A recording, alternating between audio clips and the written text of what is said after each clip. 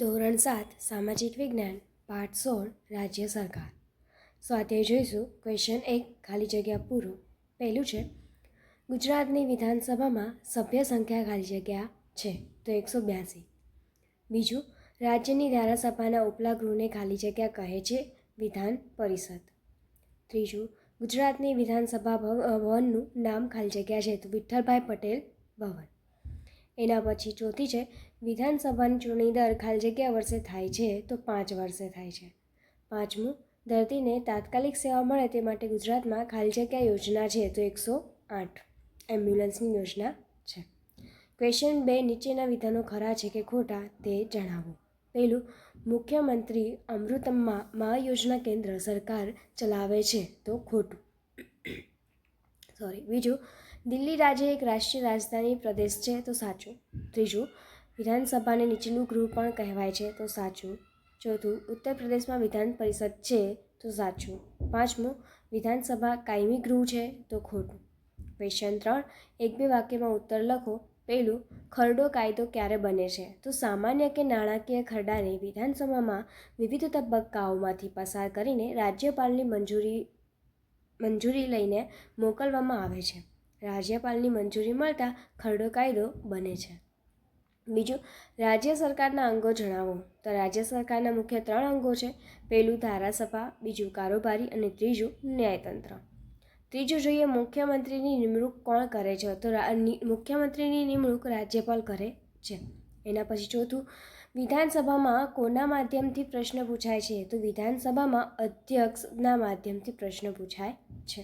પાંચમું, રાજ્યમાં રાષ્ટ્રપતિ શાસન હોય ત્યારે રાજ્યનો વહીવટ કોણ સંભાળે છે તો રાજ્યમાં રાષ્ટ્રપતિ શાસન હોય ત્યારે રાજ્યનો વહીવટ રાજ્યપાલ સંભાળે છે. એના પછી ક્વેશ્ચન 4 છે, ટૂંક નોંધ લખો. પેલી છે રાજ્યપાલના કાર્યો. તો પહેલું આવશે, તેઓ રાજ્યની વિધાનસભાના બહુમતી ધરાવતા પક્ષના નેતાની મુખ્યમંત્રી તરીકે નિમણૂક કરે છે. બીજું, તેઓ મુખ્યમંત્રીની સલાહ પ્રમાણે પ્રધાનમંડળના મંત્રીઓની નિમણૂક કરે છે. ત્રીજું, તેઓ વિધાનસભાની બેઠકો બોલાવે છે અને જરૂર પડે વિધાનસભાને વિખેરી નાખે છે. રાજ્યપાલ જરૂર પડે વટહુકમ બહાર પાડે છે. ચોથું, તેઓ રાજ્યના એડવોકેટ જનરલ અને રાજ્યના જાહેર સેવા આયોગના અધ્યક્ષની નિમણૂક કરે છે. પાંચમું, તેઓ વિધાનસભાને પસાર કરેલા ખરડા પર સહી કરીને ખરડાને કાયદાનું સ્વરૂપ આપે છે. છઠ્ઠું, તેઓ રાષ્ટ્રપ્રમુખ સાથે વિચાર વિમર્શ કરી રાજ્યની વડી અદાલતના ન્યાયાધીશોનું નિમણૂક કરે છે. સાતમું, તેઓ તટસ્થ અને નિષ્પક્ષ રહી રાજ્યના વહીવટનું ધ્યાન રાખે છે. 8, તેઓ રાજ્ય સરકારની કામગીરી વિશે રાષ્ટ્રપ્રમુખને વાકેફ કરે છે. 9, રાજ્યમાં રાષ્ટ્રપ્રમુખનું શાસન સ્થપાય તો તેઓ રાષ્ટ્રપ્રમુખના પ્રતિનિધિ તરીકે રાજ્યનો વહીવટ સંભાળે છે. બીજું, જાહેર સ્વાસ્થ્ય સેવાઓ. તો રાજ્યના જાહેર આરોગ્ય કેન્દ્રો, પ્રાથમિક સારવાર કેન્દ્રો, ગ્રામીણ ક્ષેત્રોમાં આરોગ્ય પેટા કેન્દ્રો, મોટા શહેરોમાં આવેલી સિવિલ હોસ્પિટલો, બાળકો માટે જુદા જુદા પ્રકારના રસીકરણના કાર્યક્રમો, સ્વચ્છતા અભિયાન, પીવાના શુદ્ધ પાણીની પ્રાપ્તિ, પર્યાવરણ જાતના કાર્યક્રમો, કુટુંબ કલ્યાણના કાર્યક્રમો વગેરે દ્વારા જાહેર સ્વાસ્થ્ય સેવાઓ રાજ્યના નાગરિકોને પૂરી પાડવામાં આવે છે. ખાદ્ય પદાર્થોમાં થતી ભેળસેળ પર અંકુશ, નશીલી દવાઓ પર નિયંત્રણ, જીવલેણ રોગો સામે રક્ષણ અને તેના નિવારણના ઉપાયો વગેરેને લીધે રાજ્યના લોકોની સુખાકારી વધે છે. તાત્કાલિક સારવારની સેવાઓ માટે સમગ્ર રાજ્યમાં 108ની સુવિધા ઉપલબ્ધ છે. ત્રીજું, મંત્રીના કાર્યો. જેના કાર્યોમાં આવશે તે મંત્રીમંડળની બેઠકો બોલાવે છે, તે દરેક મંત્રીના કાર્યો પર દેખરેખ રાખે છે, તે જરૂર પડે મંત્રીઓને માર્ગદર્શન પૂરું પાડે છે, તે મંત્રીમંડળે લીધેલા નિર્ણયોની જાણકારી રાજ્યપાલને આપે છે, તે મંત્રીમંડળના મંત્રીઓને જુદા જુદા વહીવટી ખાતાઓની વહેંચણી કરે છે, તે આવશ્યકતા અનુસાર તે પોતાને યોગ્ય લાગે એમ મંત્રીમંડળની પુનર્રચના કરે છે, તે વિધાનસભામાં નાણામંત્રી પાસે રાજ્યનું અંદાજપત્ર રજૂ કરાવે છે. 8મું, તે રાજ્યના નાગરિકોના કલ્યાણ, સુખાકારી અને વિકાસ માટે સતત કાર્યશીલ રહે છે. 9, તે સરકારની નીતિઓના ઉદ્ઘોષક, પથદર્શક અને સુકાની તરીકેની ફરજો બજાવે છે.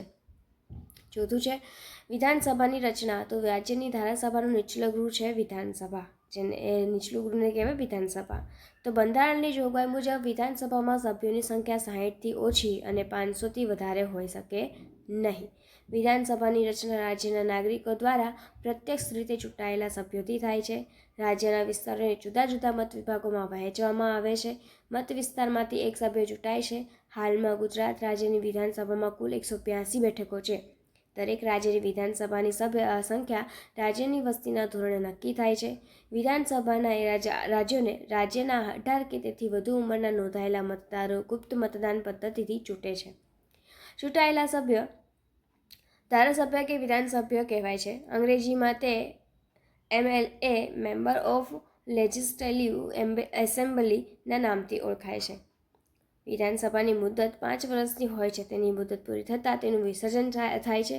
કેટલીક અસામાન્ય પરિસ્થિતિઓમાં બંધારણીય જોગવાઈ અનુસાર સરકાર ચાલી શકે તેમ ન હોય કે સરકારની રચના થઈ શકે તેમ ન હોય ત્યારે રાજ્યપાલની ભલામણથી રાષ્ટ્રપ્રમુખ રાજ્યમાં રાષ્ટ્રપ્રમુખ શાસન લાદે છે. તે સમય દરમિયાન રાજ્યપાલ રાજ્યનો વહીવટ સંભાળે છે. આ પ્રમાણે રચાયેલી વિધાનસભા તેના સભ્યોમાંથી અધ્યક્ષ અને ઉપાધ્યક્ષને ચૂંટી શકે છે. ક્વેશ્ચન 5 3-4 વાક્યમાં ઉત્તર આપો. તો પેલું છે રાજ્ય સરકારના કાર્યો જણાવો. તો રાજ્યના કાર્યો આ પ્રમાણે છે સરકારના. તે લોક કલ્યાણ સાધે છે. બીજું, રાજ્ય લોકોની પાયાની જરૂરિયાતો વીજળી, પાકા રસ્તાઓ, પીવાનું શુદ્ધ પાણી, સ્વાસ્થ્ય વગેરેને લગતા કાર્યો કરે છે. ત્રીજું, તે સસ્તા અનાજની દુકાન મારફત ખાદ્ય સામગ્રીનું વિતરણ કરે છે. 4, પૂર, અતિવૃષ્ટિ, દુષ્કાળ, ધરતીકંપ, વાવાઝોડું વગેરે કુદરતી આપત્તિઓ વખતે તે લોકોને તાત્કાલિક મદદ પૂરી પાડે છે. 5, તે રાજ્યમાં લોકોને ન્યાયની વ્યવસ્થા, વાહન વ્યવહાર, શિક્ષણ સંસ્થાઓ, હોસ્પિટલો વગેરેની સુવિધાઓ પૂરી પાડે છે. 6, તે રાજ્યમાં કાયદો, શાંતિ અને વ્યવસ્થા જળવાઈ રહે તે માટે અગત્યની ભૂમિકા ભજવે છે. 2, બીજો પ્રશ્ન છે નાગરિકના સ્વાસ્થ્ય માટે રાજ્ય સરકાર કયા કાર્યો કરે છે. તો એના માટે તે સસ્તા અનાજની દુકાનો દ્વારા ગરીબોને અનાજનું વિતરણ કરે છે. તે ઓરી, અછબડા, પોલિયો વગેરે રોગોના નિયંત્રણ માટે રસીકરણના કાર્યક્રમો આયોજન કરે છે. તે દારૂબંધી અને ખાદ્ય પદાર્થોમાં થતી ભેળસેળ પર નિયંત્રણ મૂકે છે. તે તાત્કાલિક સેવાઓ માટે 108ની યોજનાઓ ચલાવે છે. તે સ્વચ્છતા અભિયાન અને શૌચાલય યોજનાનું સંચાલન કરે છે. તે જન ઔષધિ કેન્દ્ર મારફતે સામાન્ય દવાનું સસ્તા દરે વિતરણ કરે છે. 7, મેલેરિયા, કમળો, કોડ, અંધત્વ, મધુપ્રમેહ, કેન્સર વગેરે રોગો પર નિયંત્રણ લાદવા તે આરોગ્ય સેવાનું આયોજન કરે છે. ત્રીજો પ્રશ્ન છે વિધાનસભાના સભ્ય બનવા માટેની લાયકાત જણાવો. તો એના માટે તે ભારતનો નાગરિક હોવો જોઈએ. તેની ઉંમર 25 વર્ષ કે તેથી વધુ હોવી જોઈએ.